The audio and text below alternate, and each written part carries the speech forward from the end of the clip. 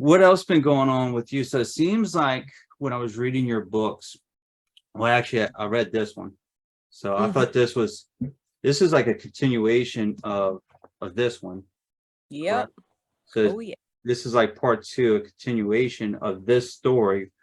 I thought it was like like a new like like a new story, like a new New like lifetime.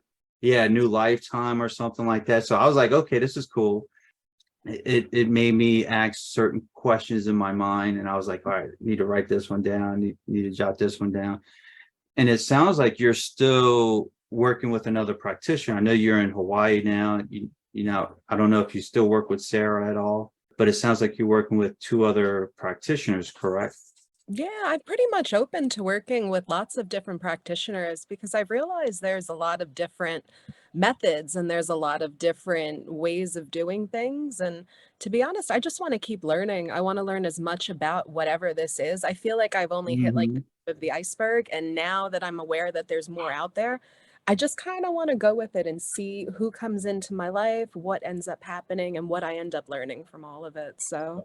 You're gonna be like Dolores Cannon with 13 some odd books. I'm telling you, the amount of sessions that I have done already, I have enough material for probably at least 13 books, if not more. So, Oh yeah, wow. as I Wow. find time, I just sit and I keep writing them and looking and focusing and seeing how it all fits together. So before we talk about the book that I have in front of me, you mentioned earlier that you have a third book. So where do you think this is all going, and where do you think you're being led to? Because it's interesting. I read Sarah's book, and you can kind of see the direction that it's taken her. Hmm. What's your opinion now, since you're on your third, and you probably have even more information coming as well? Where do you think this information is taking you down, and what you're trying to not trying to explore, but what information is coming forward to you? You got it. Well, the first book we looked at, and I focus mostly on Atlantis and Lemuria. The second book is based out of New York City in the 1970s, and it's the most recent life, the time that I had before this one. So the first two definitely match up. They kind of mirror each other in a lot of ways, even though it's an ancient and a very newer, a newer story there. The third book comes in, it's another lifetime that I had regressed when I was doing some healing with QHHT with Sarah after I had given birth to my fourth child. And I had a very difficult labor, a very difficult delivery. 2 weeks after my C-section reopened, and Oh, I was in a lot of pain, and I was having a lot of trouble just healing, and I couldn't understand, why. Well, why? I had 4 children and, like, my stomach cut open, but anyway, like, why is this happening? I couldn't, like, stop, but I couldn't move. It was one of those situations. So Sarah came over to my home and helped me with some QHHT one afternoon, and this is all coming from that one session. And in the session, I was aware of being in a land that would one day become Sumeria, like Sumer. And it was a very pre-ancient time to it. And there was something that happened between my father and these men that came to take all the young women from the village, these men that came from somewhere else. And we were prophesied for years and prepared to go with these men when they came back after, like, the ice age was over, when our people came out from underneath the grounds, out of the caves, the survivors. And we were preparing to become these brides, or these bearers of life for these men. And this was the lifetime that, like, I basically was shown when I was asking for the healing from my C-section, which I did get, and I didn't understand it at the time, so I kind of just put it up on a shelf.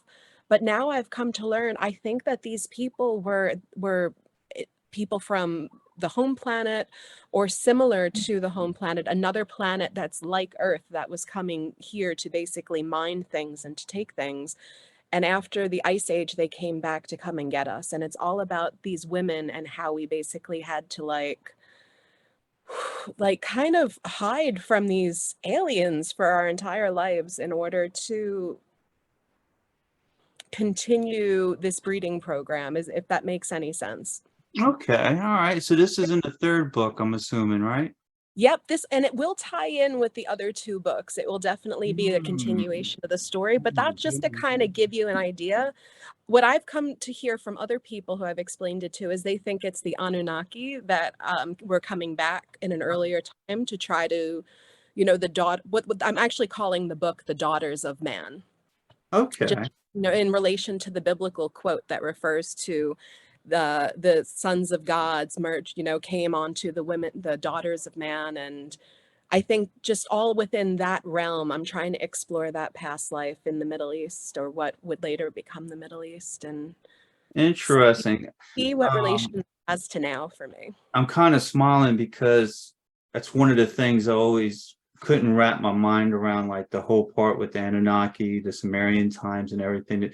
There seems to be some missing pieces to, some questions to be explored, and some of it lines up and it jives with what other people are saying. And then you listen to other sessions and all and so on, and it kind of gives you a little bit of a nugget to something else that hey, look, whether it's Zachariah Stitchin or whoever came up with this information and was translating these tablets, they were kind of making it sound like the Anunnaki was all bad. But when you listen to some other session, I would love to read your book to find out, like, what's going on from your point of view, because it seems like these beings will come here and to other planets as well. We weren't the only ones, and they'll try to advance civilizations and help them out with technology. They show a lot of love.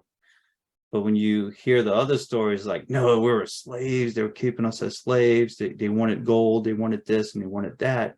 So I'm like, okay, so which one is it, And then there's a lot of pieces missing from that.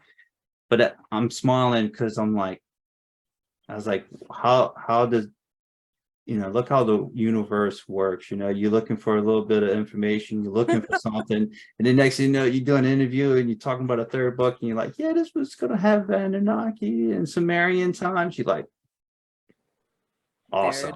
it is. Good, good. I'm glad that piqued your interest because I I I I spent a lot of my younger years working as a journalist in the Middle East and working all around, and I could never really understand what my fascination was with, especially in the early 2000s when, the whole war in the Middle East began, or whatever you want to call that, whatever disaster that ended up becoming. So I think it's very relevant now to start looking at it and seeing as we're watching, like, that area of the world kind of try to rebuild itself and still be crumbling in so many ways. And just to go back to that point and say, I have looked though at some other people's interpretations of that now. I've looked at a couple that people have recommended online, and you're Mhm. right, there is a lot of they loved us as as aliens, or they were coming here to mine gold and they hated us and we were a slave race. But I think, if why can't we it have all happened? History and time is so long Right, that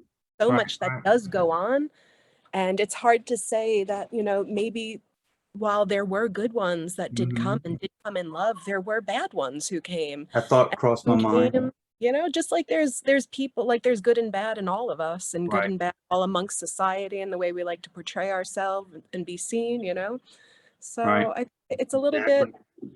there's more than just the missing link. I think it's kind of Interesting. involved in a lot of our societal roles too, to be honest, as well now. Right, right. And you I'm not too sure of the time frame, but let's say it was thousands of years. Let's say it was good intentions in the beginning, and then 1,000 years go by, then those good intentions become bad intentions, and you're like, oh yeah, now you can see all the negative, but in the beginning it started off good. Just like it reminds me of the time of Atlantis, everything was starting off kind of good, it was getting better, and then next thing you know, they got in trouble with playing around with DNA and viruses and so on. Now they're in trouble, and now things get another layer of worse, and then another layer that is getting digressing and everything, and things weren't getting better, and Mhm.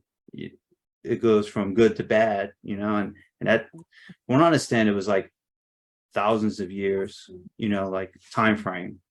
So it kind of makes you wonder, same thing, with the Sumerians and Anunnaki, you know, Yeah. and I'll let you explore that one. Definitely. I know. I think there's so much we've lost due to like the ice age that happened, and just it kind of was like a global reset for our society for a long time. And Mhm. I think there's a lot that gets misinterpreted in those early days after we first emerged from, our what I felt were, a lot of the cave dwelling, a lot of the underground cities that you see now that we're starting to uncover and develop and Yes, matter of kind of fact, I saw a into. video, Yeah, not a video, but it was on Instagram, and then my friend shared it on his Instagram page, and I was like, yeah, I remember that whole story. Something like it's going to take them years to explore that underground city that they right. discovered, And it's just all the one of, caverns. and Yeah, all two throughout the of them Middle so East, far. Turkey, all throughout that whole region, they connect to each other as well if you go through the right ones into the right Hmm. regions. Yep. So, it leaves a lot to me to look at and say, well, I talk about the caves in my second book, in The Gift of the Stars, where I recount a lifetime where I was living in the caves and came out of the caves at the end when we finally emerged. And I think there's a lot of our history that's in there that we just don't understand as well. And, Absolutely. looking forward to writing about it. Oh my goodness. So that's in the third book, and you're writing that one now, I'm assuming. I'm writing that and I'm hoping to have that done by the end of the year. Oh my goodness. Wow. Yeah. You're going to Yeah. be a busy big. And that information for that book, that came from a session that you had with Sarah, correct? One session that I had with Sarah, Wow. All that information. it Wow. was a lot of information. And now that I've gotten really good at just doing a lot of automatic writing, if I can go into like a hypnotic state, Mhm. and I'm able to just write a lot of stuff down on my own and just kind of go from there with it and see like what, if I remembered something from a dream, let's see what that was. Or if like something just kind of catches me funny and I have this weird like whiff of a memory, I can go back and kind of see a little bit more. And at first it may not add up, but when you fill a book up with stuff like that and then you put it all together, you realize like you've just got a big jigsaw puzzle in a box and you've got to fit it all up. So it's Gotcha. Well, if kind of you my method to my madness. yeah, if you ever need, I don't know if you ever had a session online or whatnot, but if since you're able to, sounds like you're able to put yourself in a trance and so on, and you mentioned automatic writing. If you ever want me to ask some questions, you tell me the questions, I can ask them. I can throw in a little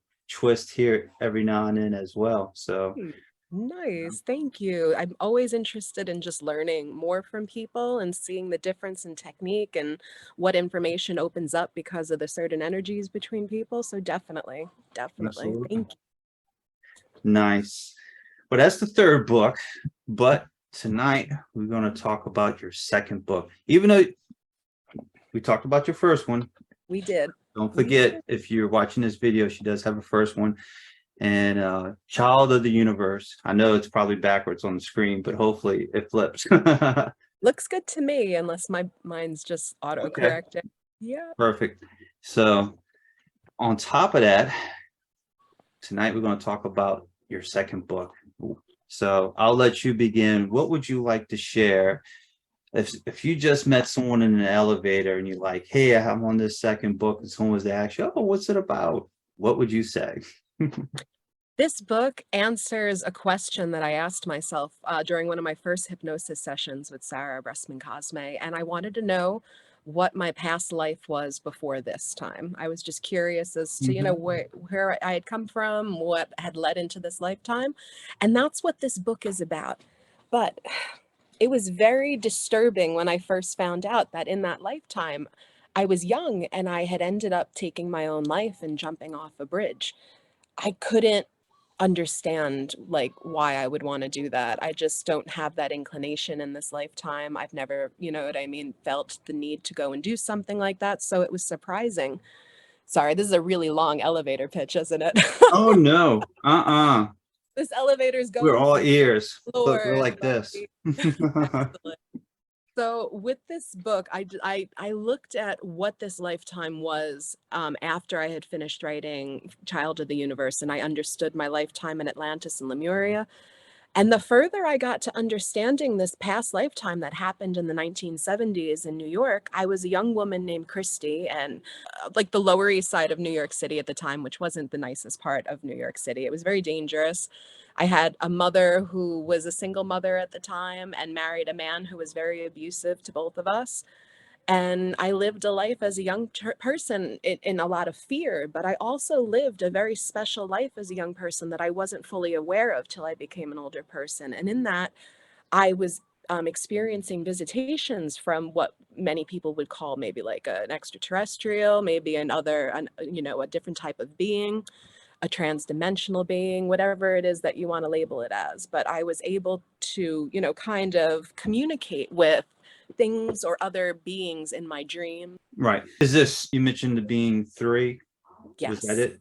Were there others as well, or was it mostly three that comes through? It was mostly three that would come through, and the images of these children that I called, they were the star children.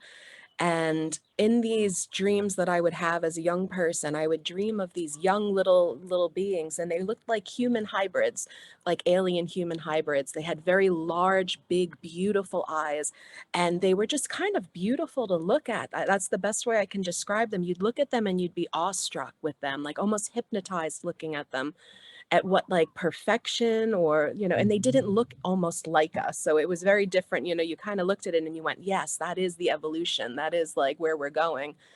Like, So so beautiful, they look cartoonish in a way. almost in a way, Mhm. so charismatic, so just almost like a twinkle in their big beautiful eyes of them looking at us, and like smaller noses, and not something you would typically go and say, oh, that's beautiful, but it was something in the dreams that I remember clearly her expressing this like amazement and this awe at them, that they were just these miracles that were there. And she related to them, only to find out that the dreams that she was having of these star children were actually just past life memories she was having.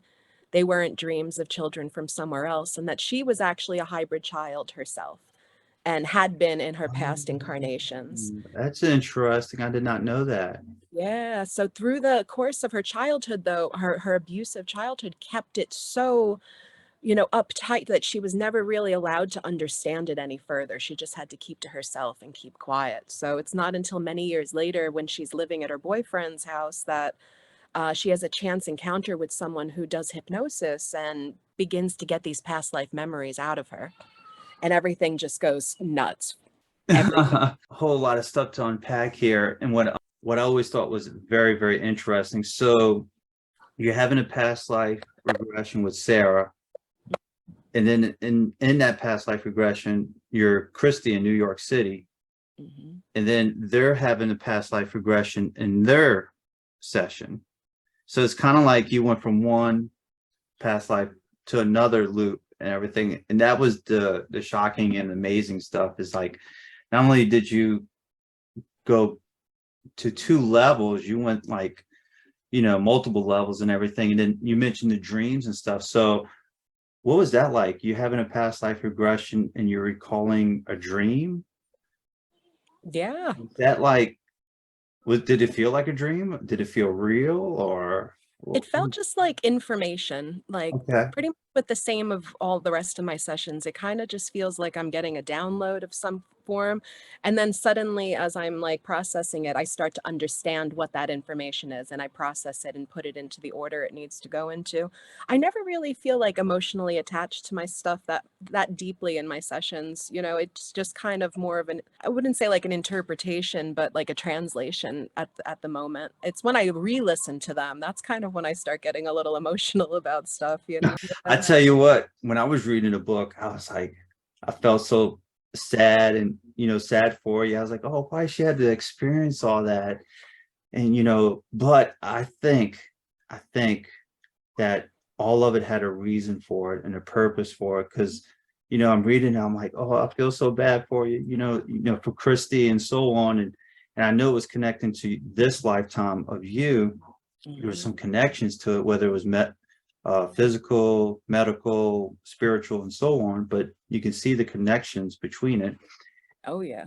And I was like, all right, I just have to read through it. I know, I'm reading through it. I'm like, just got to keep going with it. Because I'm like, I kind of know the story of it from reading the other book and everything. So I'm like, all right, but it was very interesting. Your book also goes into a little bit of details that wasn't in, whether it's Sarah's book, it's kind of up there, the journey to Atlantis and so on. Her second book's behind that book. I thought that was cool, or very interesting, that so in New York City, and you could tell me if it's okay to talk about this subject, but they wind up putting you into a insane asylum, or a medical place. I don't know what it was called, but that individual Dana shows up. I don't know if I'm pronouncing her name right.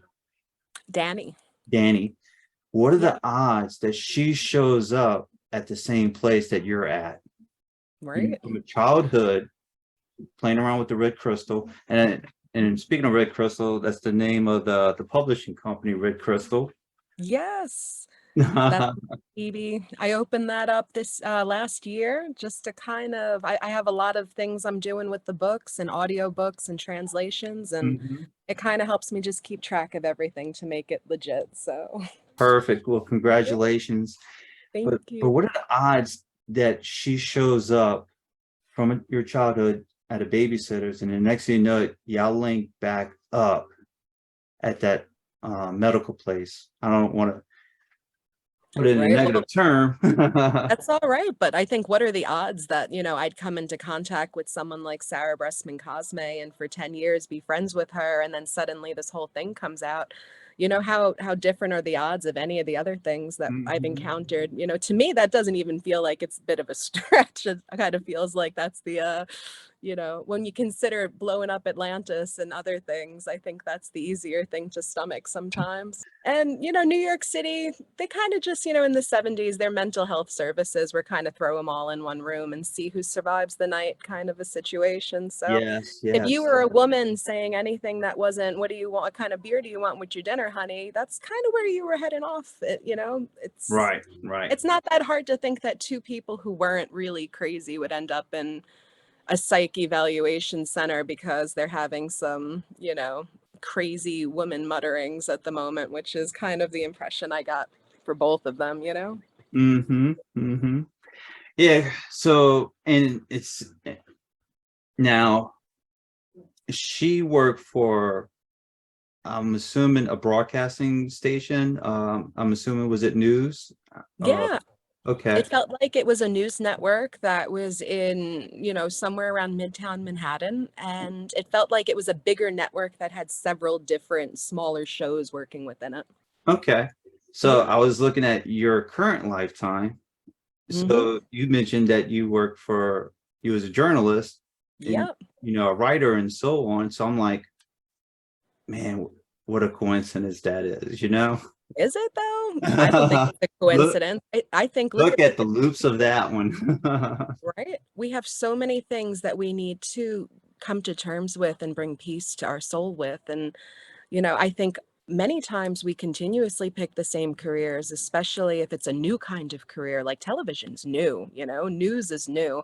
I wasn't doing that in the 1800s, or the 1300s. I was definitely doing something a little different. So I think my soul would want to continue that, and find more of that journey. And to be honest, when I got to the end of that journey in the news, I realized just what a bunch of like lies a lot of it is, and wasn't too happy to continue working in it. So, Right, you know, right. Absolutely. So you mentioned in the book, I talked about the red crystals, and I know that lady was looking for those crystals and so on. That was one of my questions. And I even asked that question to Tracy. It's like, I know Atlantis had all this advanced technology and so on. And it was kind of like, is that the stuff that we're supposed to explore? Some of that lost technology. And in your book, you mentioned that no, like there's a fear connection to it and everything, that it can be used for bad. So I'm like, oh, well, that answers one of my questions always had and everything, because our future, and I like to read a lot of other people's books that talk about the future and so on. And they talk about crystals, but they don't mention these red crystals. They mention these other type of crystals, and they mention this other type of technology as well in the future. So I was like, okay. And from what I understand, even in Tracy's session, it was kind of like you're going to be doing a combination of all three, so Mm. you're going to be exploring some old technology, there's going to be some new, and then there's going to be some even more new advanced technology that is a combination of ET and alien races as well. So I was like, okay, because she was on a mission. She was determined to get that stuff for the red crystals and everything. And I'm reading the book and I'm like, even if she had it, what would she do with it, Right? Like, what would you do with something like that? Especially if you don't know how to use it and you could Yeah, end up just completely obliterating yourself with it. I think that's kind of the blind uh right. I know it sounds degree a lot fascinating. of people go into this kind of stuff, and they want that clarity, that inner work, and all that kind of peace, love, light, and healing. But you got to realize it's not everything is there that has a positive Right. connection to it. In fact, a lot of stuff that we even have, even on this earth right now, there's a very heavy negative connotation, or like element to things, because we've done some pretty messed up things, and we've used crystals and technology to do that, so they're going to resonate with whatever you've Mhm. done around it, and we've done a lot of that. So I don't know, Yes, just yes. some insight into my mind there, not an explanation really. And I Yeah. always thought it was interesting because in the movie, well, not the movie, but the show Stargate, one of the things that powered the Atlantean city and Stargate, the series, was these. I can't think of the name, and I was thinking of it earlier, but these red block crystals. There's some other colors in the middle, but they use these cores to power these devices and so on. And it was red. And I was like, I wonder if there's some kind of connection to it. I don't know. I haven't seen the series, but my husband actually made me watch the Stargate movie about 2 years ago. Mhm. And I do know, like, kind of what you're talking about with the dials and how it changes, but I didn't, with the red one, I'm a little unfamiliar Yeah, so for it. it powers their city. I don't, it powers some other things too, but they'll use it for these cities. And Ooh. I don't know if it's in SG1, but I think they do talk about it a little bit in SG1, but definitely they talk about it in Stargate Atlantis, the series. And Interesting. it was always on the back of my mind that these red crystals, I'm like, I remember that show and I remember them having these red, I can't think of the name of it, but it's kind of like core, and Hmm. it had a design on the top. It was flat and looked just like a raw crystal at the bottom and everything. And they would put it into this device, this machine, and it would just power up their city. Wow. So and I think they needed two of them because it took a lot of power. So, and I was always wanted to tell you that. I was like, I don't know if you knew that, but I always wanted to tell you Oh, that. I didn't know that, but it's always interesting to find that stuff out, because I look at a lot of that and people say, well, how does that add up? And I say, well, I'm not the only person that may or may not be receiving like messages from their past. Right, right. And the creative process is a very interesting and, what I mean, tricky thing. Where does the information actually come from when you write a song or a poem or anything? Like, is anything really original, or are we all just In the back of the interpreting mind, messages? Or waiting. you know what I mean? I'm Mhm. just the message receiver, and so were they. And, maybe it's all just part of some bigger understanding that we're all just dancing around and pretending we don't remember, but part of us does, you know? Now these red crystals, it sounds like they come from this red planet. Now this red planet is not Mars because this planet is in another galaxy and so on. And there was these beings. I always wanted to know what did they look like, these beings on the red planet. I don't know if you knew, but I know they So were like they came from another planet for help. And I guess that was like one of the agreements, like, hey, you can stay at this red planet, just mine this red crystal kind of thing. But what were they kind of like? Well, in the session, I remember the first word, and I know it might be a little insulting, but the first word that I remember recalling about what they looked like was gremlinish, almost, that they were smaller and more like hunched over and scowlish. But I think that had more to do with the enslavement that they were experiencing rather than like how their physical bodies, like, would have naturally looked beforehand. I felt like with them, they had a very sad, long journey on that red planet. And the thing that I remember most clearly was that they had been not only like they were tricked, but when the people from the home planet brought them and said, yes, we'll protect you, you just have to stay on this planet. We need your Mhm. help in exchange for your protection. Let's go and, help us out, mine this stuff. They knew what they were doing. They knew they were tricking them. They knew the reason that we weren't mining it was because it would eventually, kill us to utilize it for too long. And they knew what they were doing. So there is so much like entrapment and fear left within those crystals that they mined and sent out into the universe that, I think it's definitely one of the reasons why so many of the red crystals that I write about in like in both of these books, they will always have kind of a negative outcome to them because they're sought out for all the wrong reasons every single time. Right. And it reminded me when I saw that part, like they put their energy into those red crystals with the fear and everything because they knew they were going to pass away. They knew they were going to die, from mining these crystals. And the negative energy was imprinted onto them. And it reminded me of Dolores Cannon when she was talking about how, nuclear energy, the nuclear bomb, since we already used it for negative, that's it. It has that negative imprint. Yeah. It's like, congratulations, now you got to find something else.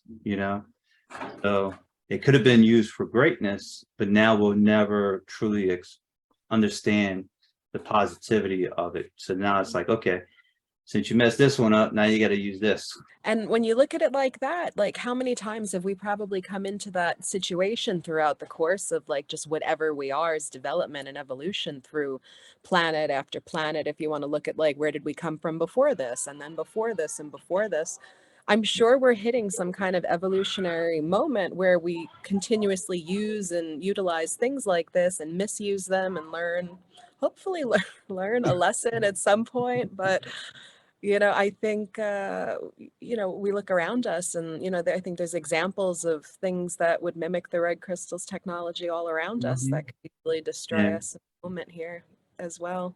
right. So with fusion coming out, and they're talking about fusion again, hopefully we keep it on a positive note and don't mess anything up with that one. Mm. Maybe that's the new series and evolution for us on that one. Let's circle back to 3. So this is Toth, correct?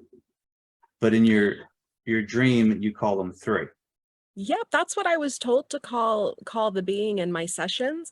I didn't feel like it was either male or female, so I kind of Mhm. just refer to the being as a they or it in the book. I didn't know about Toth, Thoth, what Thoth. I've heard so many different ways to say the being's Right, name. right. I If think the proper from way is Toth, like you're taking an oath, but me and others, we always say Toth, because it just depends. We have the crew of Toth and everything.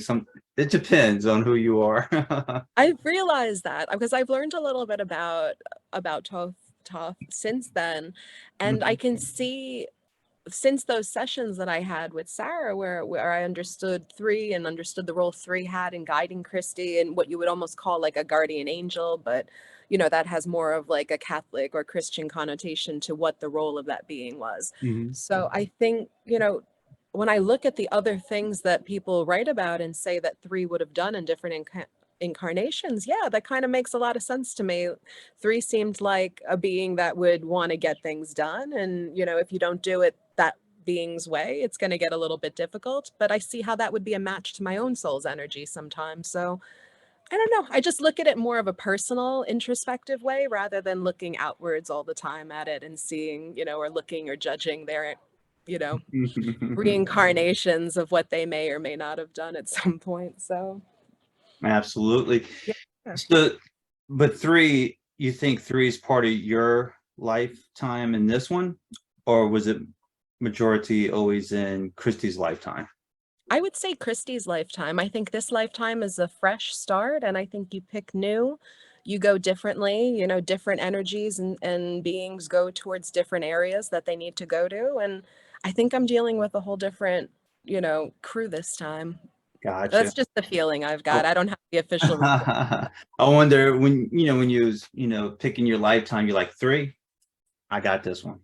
I know that that's how it's been Help me kind of write some of feeling these like books, that. maybe, on the back end, but, you know, I got it on this one. Cause I was always wondering if you continue to have the dreams in this lifetime of 3 and so on, or even the star children. I don't know if you ever had any dreams about them as well in this current lifetime. I have actually, not of 3 in this lifetime, but of the star children. I have dreamt about them. And that's been some of the inspiration for some of the sessions that I've done. You know, in the sessions, you're allowed to ask questions, and some of the questions would often relate to dreams I had had either as a child or just reoccurring dreams I've had since I was a child. And I just wanted to know what they were and what that was about. And that was one of them, was understanding the star children in my life before I fully understood Christy. You know, it was a bit interesting to figure that out with Sarah and to learn that. I wasn't really at a full point in my life where I thought I believed it, to be honest, at that point, like in the early days, because I was still in a place of like, you know, I was a teacher, a business owner. I wasn't someone who went around and like did hypnosis or like, you know, went to alien conventions. You know, it just wasn't who I was. What's wrong with those? Nothing. I actually kind of like I'm really happy I fell into all of this and I'm understanding it because I am very interested. I just didn't realize there was a whole, you know, a bigger thing to it. There's So many layers to it. there is. I just was kind of, I feel like intentionally cut off from a lot of this for a lot of my life. And I focused mostly my education on things that were related to, you know, journalism and bringing light to people's stories of people who were being, you know, hurt in war situations, people who, you know, just human interest stories was my biggest focus. So I was never really, you know what I mean, this kind of stuff when she's like, oh, that's just your alien family and hybrid children. I'm like, what the hell are you talking about? You know, What you mean? right? What do Hybrid you mean children. by hybrid children? And it's like, oh, okay. Well, then I listened to the sessions over and it makes sense. You're in a different place. You have information you didn't have, but or you did have before, but you just couldn't access it. And once you understand it, you understand it. It's like anything else I feel like in my life, you know, you just get it and you're like, oh, okay, so that's what that was. Maybe that wasn't a dream. Okay. You know? Gotcha. Interesting, Yeah. interesting. These children that were in your dreams and everything, do you Mhm. think, because I've talked to and I've heard of other individuals talk about these dreams of like these children, these star children and so on.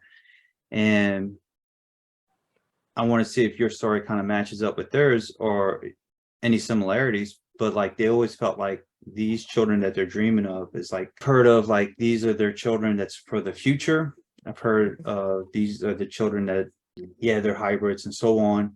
They're going to live on ships or they're going to live on other planets and everything. Did you ever get anything like that in your information? A little bit, yeah. I had a very comfortable feeling that it was a very good situation, that when I would have these strange dreams of these children, that it was all part of something I had agreed to, and that it was something bigger than me, that it was something that it was that these children weren't in a position where they would be harmed as well. Like everything just seemed okay, and I knew I was okay with it. So I didn't really question too much of it. I tried to just enjoy what the experience was. The real experience, to be honest, is just being with them, with these Right. children. There is something that just emanates from them in my dreams that it's like it's almost overwhelming. It's just this pure love, but so much more than love. Like it's 10 times, 1,000 times more than Right. love. Love is the closest thing we have to it, is the only thing I could really associate it with. Hmm.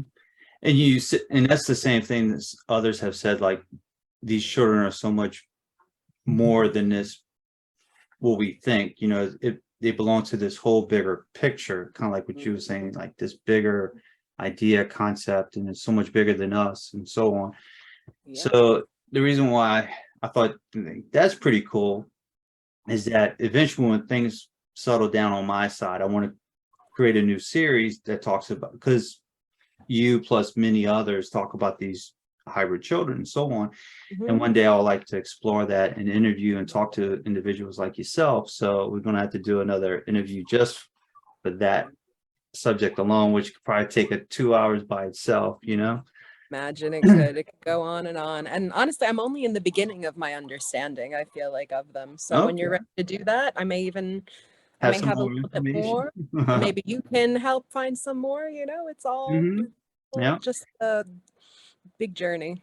Yeah, because so far I have about four people lined up, and you would make number five at least, you That know. would So, be and it wonderful. seems like the list is growing and more because I know you talk about the star children and so on, but it just wasn't clicking until I was thinking about it a little bit more. And then now, since you're telling me about that they are hybrid children, I thought it was just these energy beings that you were seeing at first, and that they're Mm. just energy beings and just these little kids just playing around and just having a good time. And then on one hand, yeah, I guess it would be you as well, but it sounds like you're their mother to these children. In the book, more Yeah. or less it's one of them, just being with one of them, but Okay. the I think the perception of where she was in what she felt like was a dream, they kept her visualizing herself in her body now, so she would have been older, like a 20-year-old, visiting these children. So you would have had more of a child to mother, but she was mentally remembering her time as a child, the earliest of colonizations of, hybrid children being formed on the earth. Gotcha. It makes you wonder. I don't know if you explore this, but it makes you wonder. So in that past life as Christy, if that was her child, would it, like, if they took, if they did a artificial insemination, or if they took her egg, and did it, or because you hear stories where they felt like they were pregnant, and then Mhm. the the baby develops for a few weeks, and then they kind of have this feeling that they are pregnant. To go visit the doctor, and the doctor says, "Oh, you were pregnant, but it's very strange. It's like there's no baby, there's no, like something's missing. Like, Mhm. yeah, it doesn't look like you had a miscarriage either. So it makes you wonder if something was going on in the 70s around that time, and they took that baby around that time as well. So it makes you Oh, wonder. definitely. No, I think there was so many possibilities to that, and like on top of it, like Christy, like I think our genetics are very, like you've done your DNA test, you can see where things are coming from in your lifetime and whatnot. But there's also a huge guess of like when we went from ape like beings to more humanoid standing upright, All right, the what missing we are link. now. We still don't know what the missing link is, and to me this. I tell you the truth, reading, and this is just my thoughts, but reading, Sarah's book, the information that you provided, and I feel like possibly, maybe, that explains the missing link. Whether it was your ship, as when you was a commander in that lifetime. I know we're jumping around a few times. I Yeah, know, probably right? like, who's this commander guy? You got to read the book. Read the So book. when those ETs and spaceships came to this planet, and it was part of the process, from what I understand, it was part of the agreement, the seeding of it, that they will Mhm. come here and kind of like boost the human population up to the next level, to evolve to the next step. And man, God only knows what kind of evolution that was, by them mixing their DNA with the local tribes and so on. I mean, that could explain part of the missing link as well. And it was always on the back of my mind.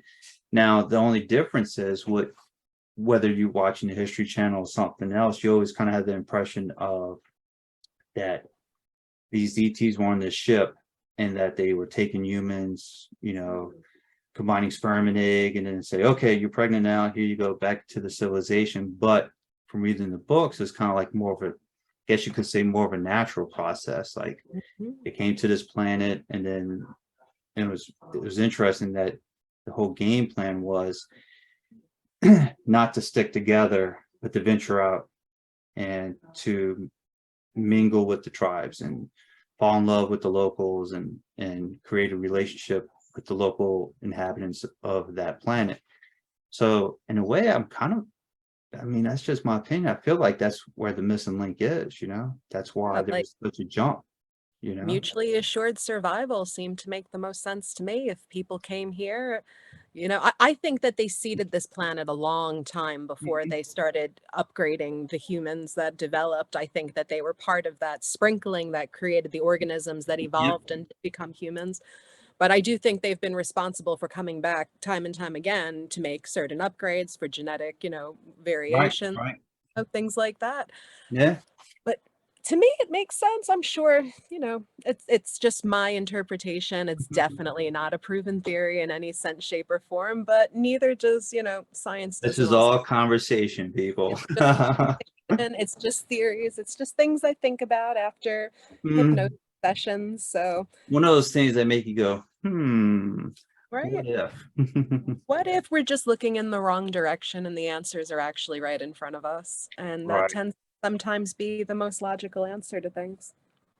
I know, I know. It always makes me wonder, or makes me think of James with East City Ranch. You know, he says, yeah, everybody's trying to explore, ETs and trying to find ET life. He's like, all you have to do is walk into the bathroom and look into the mirror and you'll see ET life. And I was like, what does he mean by that? I'm You know not what an he means alien. by that.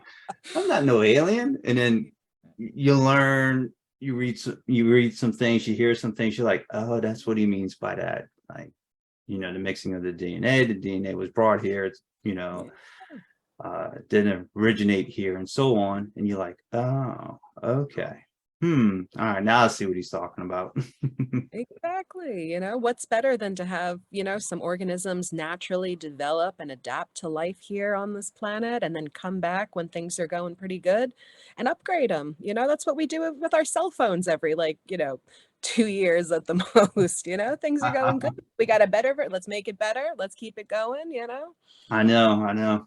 And I think there wasn't just one successful mission. I think there were so many of these, Mhm. commander situations that happened I either see. at that time, previously, and then also afterwards. It wasn't the only seeding to actually take place, but I think Right. it was one of the more successful ones because it led to the creation of Amun and the leaders, the female, matriarchal society that would become, Amun, Mu, Lemuria, whatever you want to Right, call it. right.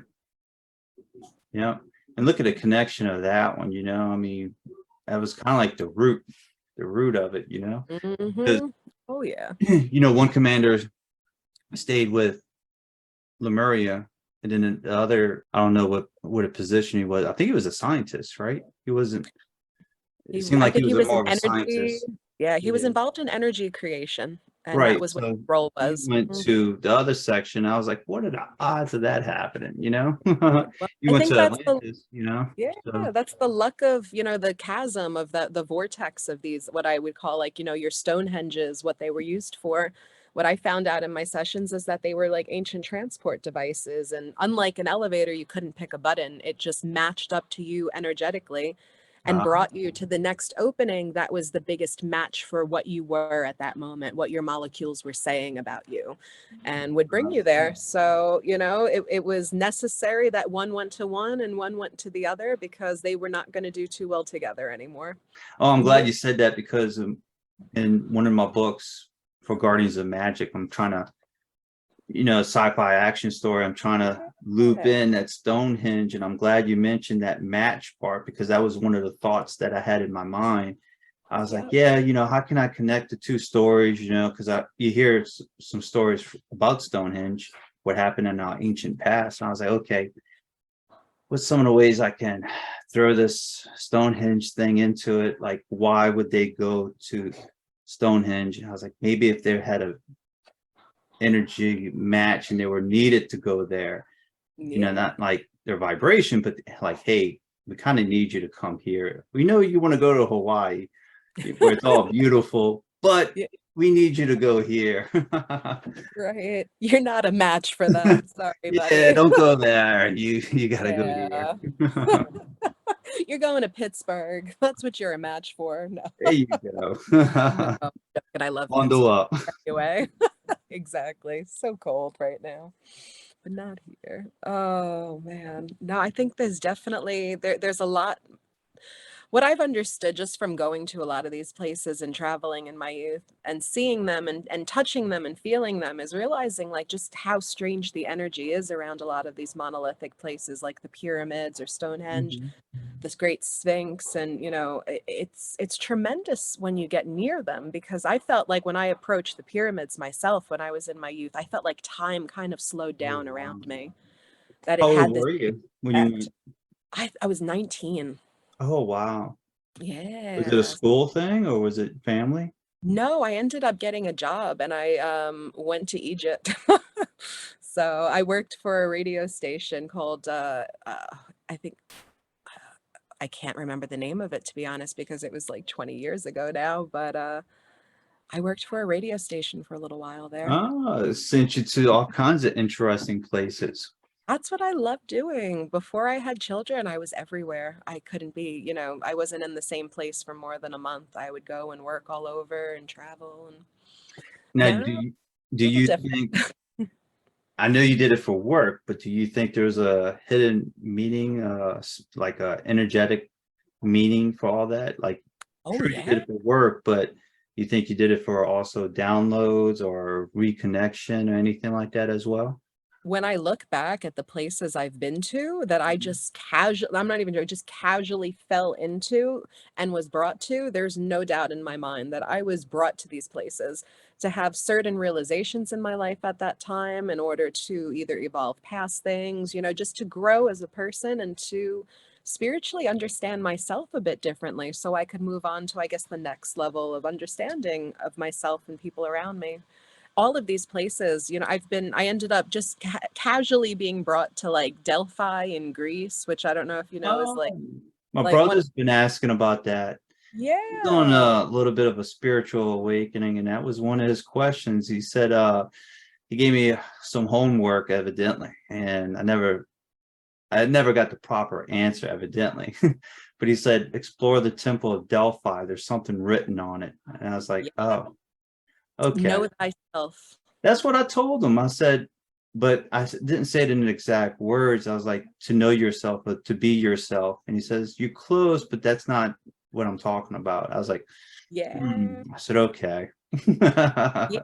Nope, he's correct. Going there, there's a whole thing. It's really on where the punctuation is on know thyself. It is really the whole trick to it. I'm not going to ruin it for you though. You got to go No, and no, see it. it's all good. Yeah. Appreciate that. So look at that. No coincidences. None. Right. So you went to the Temple of Delphi, and man, it sounds like you went to a whole bunch of places if that's the case. And I feel like I've went to the all of these places for years as I look back through like the pictures I've taken over the years, and I'm like, you had no awareness of where you were or what you were doing, did you? Like I really didn't. I feel like I was just blindly enjoying and going through and seeing all this stuff, but not really recognizing like entirely what it was until now. And I look back and I'm like, wow, that makes a lot of sense that you would need me to go there, or I would need to go there, and I'd need to kind of, you know what I mean, have that Oh, experience there and see that for myself. makes you wonder, like, you go there to get some kind of closure or something, or like some kind of closure, like peace with it or something, Yeah. or maybe get some kind of energy from that, and or leave some kind of energy connectivity with it. There's something You hear there. about it all the time in different books. There was a reason why this person went to Egypt. There's another reason why this person went to Mm. Stonehenge and so on. Like, they were connected to it. So I'm whether or not you had a past life in all those different times to explore all those different. But if you had a past life in Lemuria, and I don't know if you had one in Atlantis, but if it's been around for thousands of years, you could have easily had one in Atlantis times as well. But if that's the case, you easily Greece, ancient Egypt, you could have had a past life as well. Oh, definitely. You're just connecting all these little dots now. I'm sure if that, if I was around, I'm sure I chose the role I needed to take in those places. A lot of them, though, it's interesting. I don't feel like a lot of it, like when I look at ancient Egypt and the pyramids and stuff, I don't feel this real pull that like, oh, I was there when they were building the pyramids and, I knew the pharaohs and all. Yeah. Like, I don't feel that towards Mhm. that, or a couple of other bigger, reigns. I did have a very big connection though with England when I was younger. I lived there for many, many years. And the day I got off the plane and I remember going and walking around, I couldn't shake it. I knew I had been here. Like I could recognize places. It was really strange. Like that So was a like big another one book. for me. Yeah, that's the fourth book, the understanding of what England was in my life, right?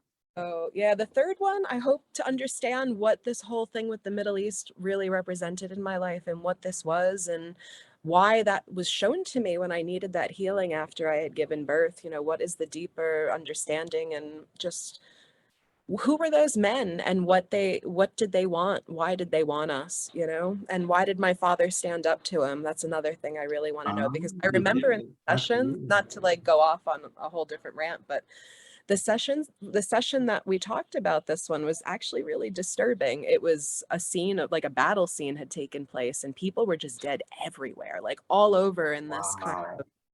of, blood and sand mixing on the ground everywhere around us. And I didn't know why that was supposed to help me heal after I was like sitting there, with this C-section that wouldn't heal and having a kind of a rough time. But now when I look back, it was the perfect thing for me to look at and understand because I think that was a lifetime where I really had to kind of buckle down and just deal with it and overcome no matter what.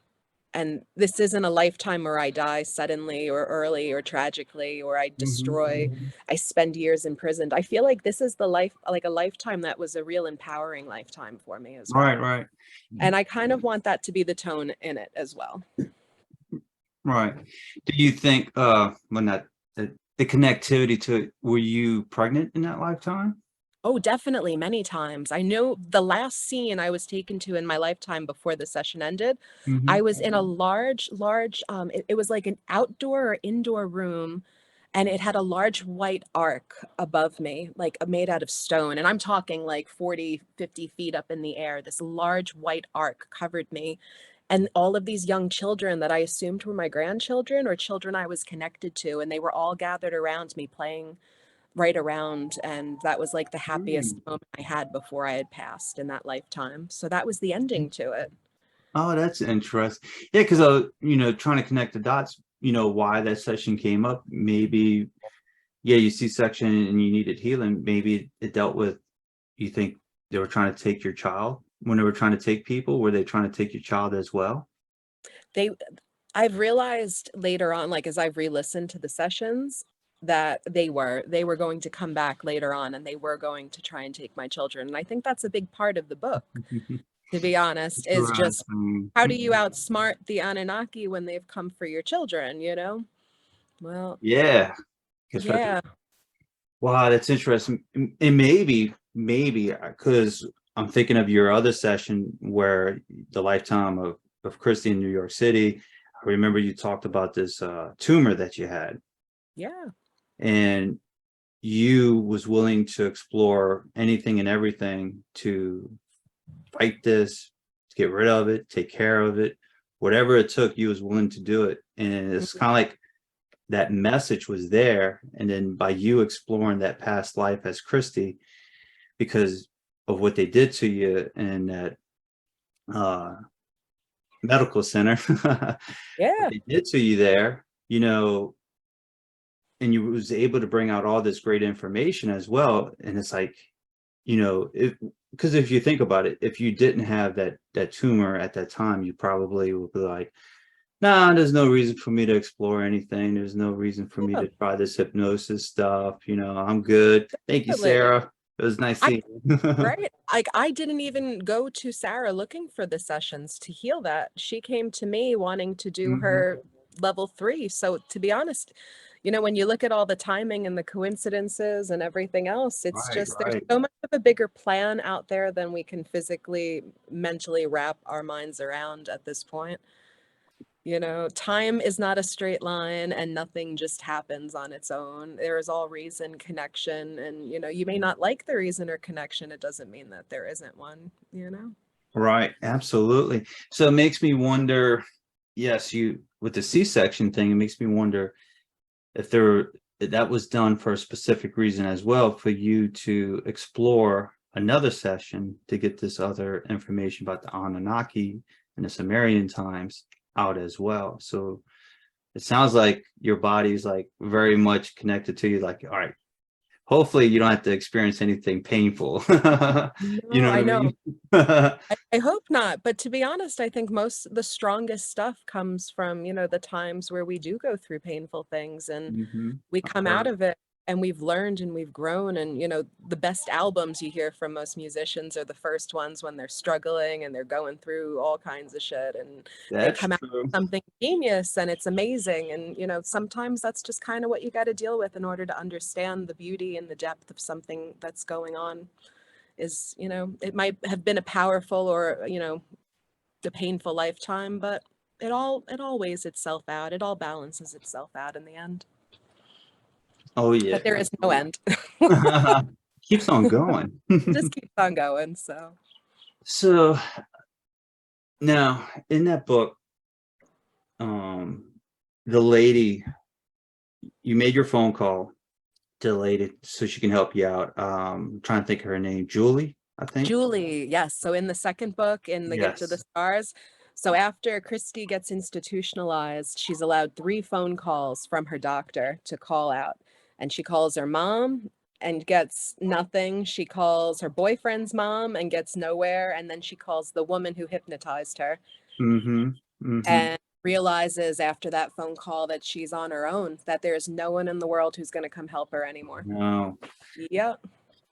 And now when you called her, she said that she was going to bring all this information forward. She had big plans and everything. Have you ever tried to explore that and see if that individual ever brought any information forward or if she wrote anything? I think she died. Hmm. I think she died a couple of years after that, and I think it was in a car accident. And I Uh, don't think she actually really went too far with any of it. I think she did try, but I don't think she was successful with it. okay. Because I don't know if it was you. I think Sarah told me this, but y'all explored the hospital and everything. So the hospital did exist and so on. And that you were able to trace it and find it. I always thought that was Yeah. pretty cool. I'm like, what? You were able to find it? And they're like, yeah. Yeah, Sarah did some work with some of the things that I wrote about just to look and see because the lifetime was in the 70s. It wasn't in the Atlantis. So we had Right, records, right. we had things that we could look up. And so she kind of placed the hospital at the time and also the news network at the time. They're just theories. They're not, I don't want to sit there and paint any institution as something it may or may not be. These are just past life regression memories coming to fold. But she did find a lot of connections between that lifetime and the things I was saying, the schools I was describing, things like that, the streets that I lived on, they all kind of fit together. Now you did live in New York. You're not Yeah, no. So parent. here's the interesting thing. I was born and raised in Staten Island, New York, and all of this happened on the Lower East Side. I never went to school there. I never had friends there. I Okay. honestly, I went to other parts of New York City because my parents worked in Midtown and on Wall Street. But that was one area of the city like we never had to go through. We never had to take trains through. So it was kind of like we just skipped over it all the time. That's interesting. You should do a Yeah. book just with all the connections between the two. Yeah, right. And I would see why I would want to stay in Or New even a York. page or an appendix or something. Yeah, right. No, Look at the definitely. There's a lot of similarities between the two. no, completely. I saw it. And I think that was one of the reasons like why I am the way I am, or who I am has developed as a result of that. That was one of the questions I wanted to know, like going into the session, like who was I and how does that affect who I am now? And did I get the answer? You know, you Yeah. are you're in this constant quest to kind of evolve, and if you don't do certain things, you have to do them over again. And sometimes you go with what you know, and sometimes you go with something completely new because you need a change. And I think with some things in my life, I went with what I knew and I needed to finish up or have some kind of, inner peace over. And then other things I've done completely different this time around. And I think that's made all the difference in the success I've seen in this lifetime in regards to what Christy experienced in her lifetime. What does your family think about all this, like all this new information, the books and everything? You exploring this journey. I don't know if your parents are, still alive or whatnot, but what did they think about all this? You know what? My parents liked it. My mom's bought and read all my books. My siblings have as well. They're really supportive of what I do. They know that, like, at the end of the day, I'm a woman who's gone. I have, high education. I have numerous degrees. Like, this isn't something that defines me. This is just an experience I've had, and I want to Mhm. talk about it. Beyond all of this, I still have plenty of things that keep me in a place where I feel like I don't look like the crazy cat woman waving all these alien stories all around. So my husband, very supportive of it as well. He's actually the first person now who gets to read all my work because I feel like we've actually bonded quite a bit over it. It's opened up a whole new form of discussion for us and a whole new way of looking at things that I think has brought a very healthy element to our relationship. So Nice. you're looking for that inner work, that kind of, twin flame, whatever that is, like try, this is the kind of stuff you need to talk with people about that you're going to have these relationships with. If you can't, I don't know. Should Right, really think about that. absolutely. So they read some of the books. Did they feel any connection to it? Like, oh, this relates to my dream, or like this relates, like, has they said anything? Or Yeah. have you had any sessions where I think that's my sister, like in this previous lifetime? Have you run into anything like that?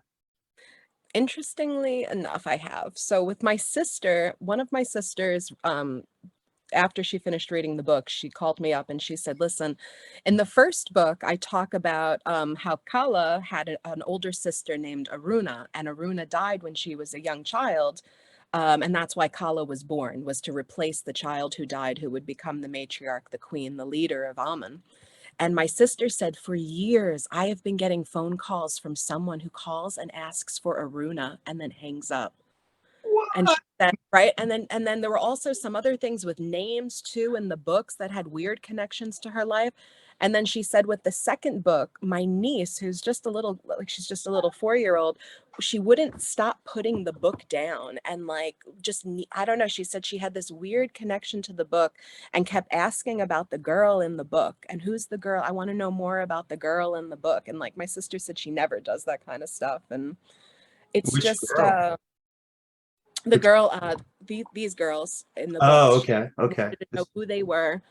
And there's some other things too from other people. I think they're a little too personal to talk about because I Mhm, don't want to, they're not necessarily my stories. I'd want to ask people first before I shared them. mhm. But my husband has definitely come around to the idea and concepts of, or being more fluidly talking about past lives with me and, what may have been a past life for him and where we may have been connected. So I think that's more interesting for us too, to kind of compare and contrast and see what we think there. So, Nice, nice. Has yeah. he ever explored a past life as well?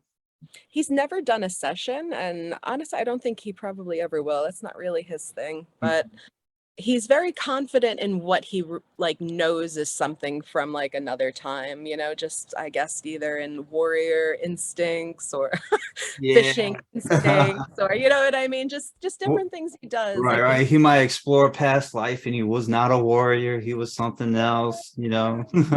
yeah, exactly. Like he's recently become obsessed with surfing over here, and like I think that definitely was something for him at one point or another. I don't think you just take to these things. I think they call to you and you kind of resonate with them and Yeah, it either, makes you yeah, wonder, makes you think, right? Yeah, you just know. different things. But Was I've he definitely had that from a lot of like different people connecting with me saying, listen, I've had these weird dreams all my life. I've dreamt of the wave of Amun my whole life.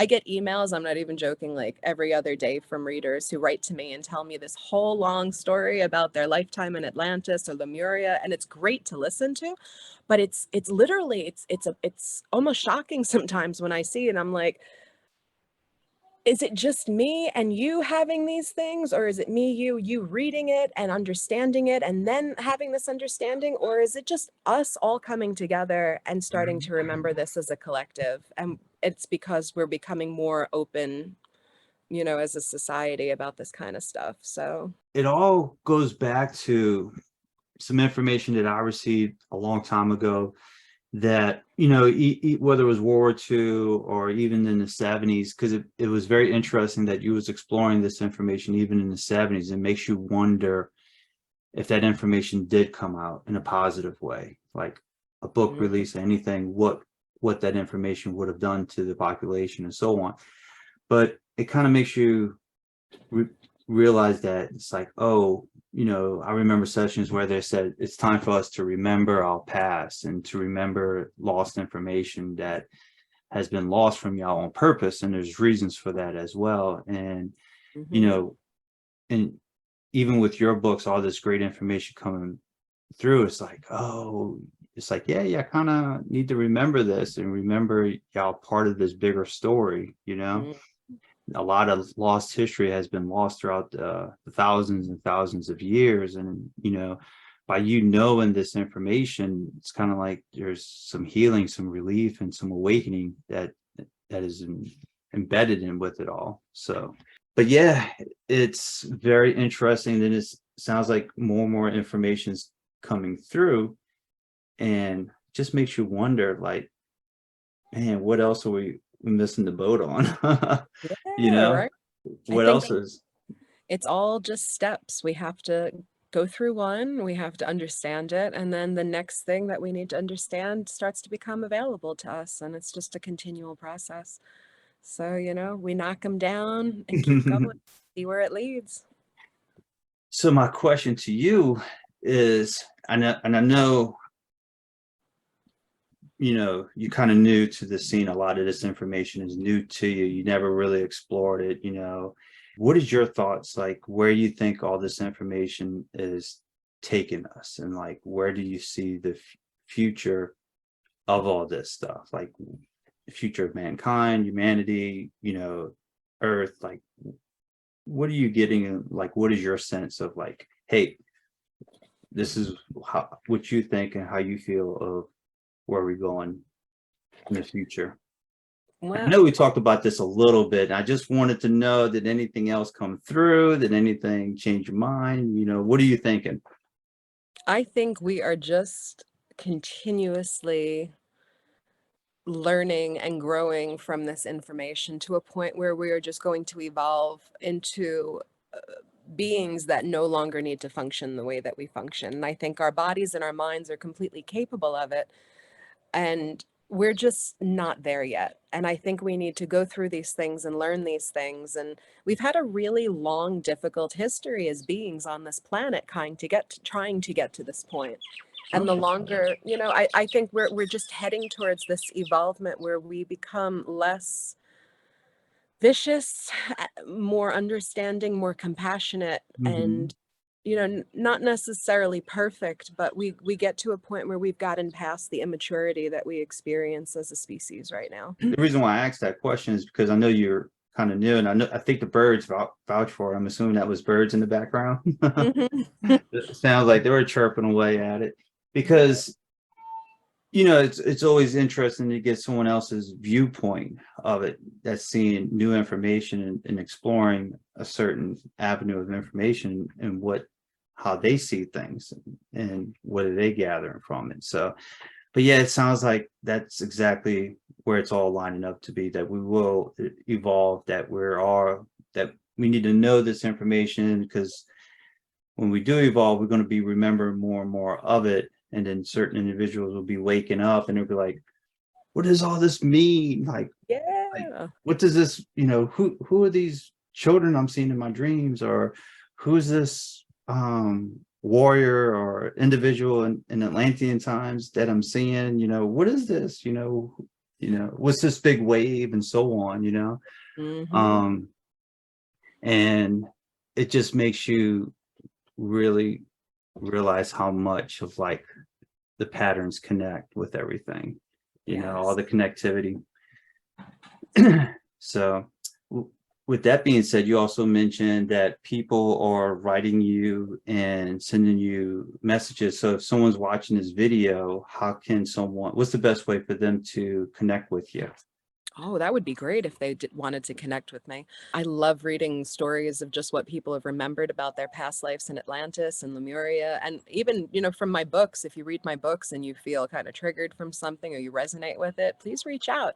My email address is JLF Sullivan. Just like my name.com. And you can reach out to me there. And on there, there's a contact thing. You can find my email. I've got a P.O. box listed. You can send me a message through the website if you want and you don't want to deal with any of those other things. But I'm always interested in hearing from people because for me, this has always been, since it became something, it's been something I've really had to look at with both my skeptical mind and with, my Mhm. my metaphysical new understanding mind, and I have to really find balance in it. And when I hear from other people and I read things that kind of resonate with me, it helps to balance out this new way of thinking I've had to come across because, the skepticism doesn't always bring you to a better feeling place of understanding. It sometimes just shuts you off to things that, are trying to help. So, Perfect. And for the email, it won't be listed below because I don't want you to get a bunch of bots emailing you. thank you. So, I appreciate it. but your website will be down below in the description just to make it easier for everybody. And if you're listening to this on podcasts, this would be part of since we talked about Atlantis, Lemuria, this would be part of Guardians of Magic. And the full interview will be on Guardians of Magic's YouTube channel. But for the podcast, just look for GOM. And then after that, for all the metaphysical stuff that we talked about, would be on Curie Network because YouTube likes small videos now, not these big long videos, evidently. I always wanted to ask you this, and it was cool that you wound up in Hawaii, but did you know or did you realize that New York is kind of like the Atlantean energy, the Atlantean type of mindset, but Lemuria, their vacation grounds was kind of like Hawaii. So, and I always thought that was pretty cool. You wind up moving to Hawaii. You was born in New York. Yeah. Now you wind up living in Hawaii. So I find that pretty cool. I don't know if you ever knew that. Like, Yeah, I figured that out eventually. Like people started telling me all about Hawaii and Lemuria and its connections. I was raised in New York and, in all around the Atlantic. I'd never went into the Pacific. I'd never been to Hawaii before we moved here. And after I published my book, I got an opportunity about 3 months later. My husband's work came through my husband's work, and we basically sold everything, and he decided to come over here and do I fishing heard. instead of doing it over there. So I wasn't looking, I wasn't trying to move, I wasn't seeking it out. It just, Opportunity. once I got the story out, it opened up for me. And to be honest, the biggest thing I've gotten out of all of this, all of my sessions, everything I've understood about my past lives, all right, this is the biggest thing for me, is to have a simple and amazing life this lifetime around. That so much has culminated and so much has happened. And it's just mostly at this point is for me to enjoy everything around me and to really seize the moment and have Mhm. that. And I've heard that's what that I'm once doing in this before. lifetime. Like, I love it. I really am happy and I've found a lot of inner peace over a lot of different things. And I feel like, you do the work and things kind of open up for you. Yeah. And what are the odds that your husband finds a job in Hawaii and he gets told to go to Hawaii and you're like, sure. I know we had lived Perfect. together like almost for nearly 15 years. We had lived together, or no, 12 years in the Keys. So it wasn't like we moved around a lot either. We had our children in the Keys. Hmm. It wasn't something we were really actively looking to do, but when the opportunity presented itself, we went, yes, definitely. This is where we need to go next. We were Yeah. 100% on board. So this could be your vacation lifetime living at a vacation place. I think this is the lifetime where I get to have the simple family and child that I wanted to when I was in that lifetime as Kala, and I couldn't allow myself to have it, and it was taken away from me. And I think this is where I get to finish that up. Perfect. Wow. So what's on your agenda? You got these books going. Are you doing any speaking engagements? I know you trying to relax and take it easy, but are you doing anything else? Seminars, anything? Not really. I'm just kind of working on the books right now, and I just work what I can kind of around my schedule with my kids and my family, and I just want to put them first at the moment while they're little, while they're growing, and have that kind of bond with them. And, I know the books will still be readable in the next couple of years, so I do what I can on the side, and Mm-hmm. if I don't get to it, I save it for the next day. And that's pretty much my schedule right now. Gotcha. Awesome. But definitely keep me in mind because I'm looking forward to the third book. And I appreciate you autographing the book for me. I Yeah. appreciate that. Yay. Always exciting. Yeah. Was there anything that you wanted to talk about, mention, discuss, anything that we did not talk about today? I don't know. I think we covered a lot of it. I hope people know what we were talking about. Right? We were pretty in depth with a lot of all We're the talking about the information. books, people. Right? If you're missing any little bits and pieces, read the books, reach out to me. I could fill it all in. But I think that's kind of what I'm looking at for the future right now, and what we've already Hmm. discovered about the past. And anything else I figure out about my journey, I'll write about it. I'll tell you about it. Oh, the blue planet. What planet you think that was? I know it's nowhere near here, and I Mhm. know that they had to go through some kind of a wormhole to get here. And when you came here, it was very difficult to go back because too much time had passed on the other planet. Oh, That that's there- interesting.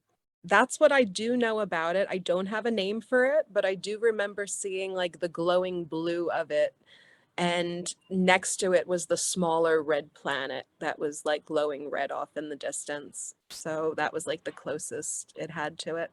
But I Right. don't know where it is or what you would technically want to call it. I'm sure people would want to give it a name. Maybe I can get one in sessions. Names tend to be the hardest thing I for me to get. know, I know. Hopefully it gravitates to you. Because I asked Sarah what it was, and she told me what it was. I was like, okay. And I just wanted to get it from your viewpoint as well.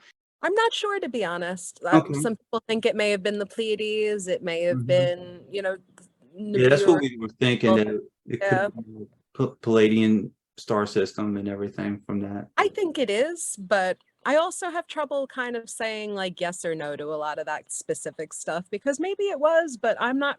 I've also noticed some of the things in my sessions tend to allude to things in this lifetime, not necessarily because it's that thing or it's related to, or that's a clue to it. Right. So, Kind of like you I'm still in, gravitate to it kind of thing. I'm still in an interpretative phase with all of this. Mhm. So Mhm. I think it was the Pleiades. We'll leave it there. Okay. I Yeah. thought it was pretty cool in your book how you were talking about there's a blue planet and a red planet. I'm like, what are the odds that we, we have a blue planet and there's a red planet as well? Yeah. So, like, I was like, that's another similarity right there, you know? Definitely. Yep. And you know what? Actually, in some of Sarah, I think she even wrote about it in one of, I think, her second book. She actually does talk with me about the red planet here in Mars, and their Hmm. history. So if you're interested in learning more about that, check out her second book, A Hypnotist's Journey to the Secrets of the Sphinx, and you can learn more about that kind of information too. I know. So we That's all. didn't just keep it as the mysterious red planet. We did talk about the local one too. A lot of her Yes, work. yes. And that's a whole nother conversation, a whole nother story right there. That's you probably have 20 books on that subject alone, you know? I just don't have enough time to write it. That's literally the Yeah, only the book. lost history of Mars and everything is fascinating as well. So Mhm. it's That a whole that's nother story. I can tell you right now, I've got about 6 books just outlined, in just in this series, you know what I mean, with the two I've done already and the third one I'm working on, I could probably do 6 no problem, and then I'd probably have to do some more sessions. So Nice, nice. yeah. One last question before I let you go, because I know we Yeah. can talk all night. The candle. So when you see a candle, do you feel gravitated to now? You know what? I do a bit more now, but I think more in this lifetime was like actual like fire and fireplaces. I think I experienced more of that connection growing up to Mm, like campfires and whatnot than actual candles. like you were staring into the campfire and everything. Yeah, and then things would kind of start to move around or change, or you'd see something that wasn't there, and you're like, ah, look, you know, it's the marshmallows, it's the sugar, it's the fire. No. Gotcha, gotcha. Not, I would do that when I was younger, stare at the fire and everything, but nothing ever came from it, but always thought it was cool just to look at it. But I noticed like whenever I daydream, I kind of like my mind would just wander off and then I'll Yeah. snap out of it, especially when I was in school. Oh So, yeah, that's the yeah. best place to do it. Uh-huh. Even though Yeah. you're supposed to be learning. I could learn it in a different way. Uh-huh. Oh man. Hold on, Oh, teacher. I'm trying to remember something from a past life. I'm right. daydreaming. You failed me in another lifetime too. Hold on, right? Yeah, yeah, yeah. Yeah. So, all right, cool. Well, share everything one more time, your website and everything. Like I said, it'll be in the description, but just tell the people one more time where they can find you. You got it. My website is jlfsullivan.com. And you could find all my links for social media on there, how to get in contact with me. You can read more about the books. You can read more about me, you know, whatever you want. And Perfect. you can also read about the companion books too that go along with it, Sarah Pressman Cosme's books, and just Mhm. any other information that's up and new. I write a blog also through the website Oh, that's kind of okay. like, it's not as much metaphysical stuff, but it follows the homestead that I'm growing here in Hawaii, and just my, So they can touch base with your life over there. See yeah, what you can see just kind of what Hawaii has become for me, and you know, the roots I'm planting here and the land that surrounds me. So many things here are just kind of amazing. And you look at the, you know, the petroglyphs and the ancient like huh? buildings that they've made, and I see a lot of connections to a civilization that they may have learned from before the, you know, the indigenous Hawaiians came here over 1,000 years ago. So I think there's Wow. a lot of clues still on this island for me to uncover. Oh man, another Yeah. 2 more books right there. Right? Exactly. So very, very interesting. Well, thank you very much for reaching out to me. I appreciate it. You know, I don't know how many interviews you've done so far, but I do appreciate you reaching out to me. Definitely keep me in mind for the third one. I definitely look forward to it. And I think that book will probably answer some of my questions that's been in the back of my mind, theories and questions that I always had, just never found the right information for it. So it would be pretty cool to be like, oh, this is perfect. Nice. I So, thank you for taking your time to read my books and for taking oh, any of anytime. my words into consideration. And I'm glad it could have that effect for you. Thank you. Perfect. I'll always think of you because it's, oh, you were one of my first interviews I ever did for any of the books. So All you've always right. had my heart right there. Nice. Perfect. Well, don't hang up. We're going to wrap this up. So if you're watching this video, like I said, her website is going to be listed down below, not her email address, but the website will take you to your email address and you can contact her via email on the website. Thank you very much for everything, for watching this video. Check out her books. So this is the second one that we talked about the most. So we tried to focus on this one. And don't forget, this is her first one and her third one's in the work. So I want everybody to have a good night and take care.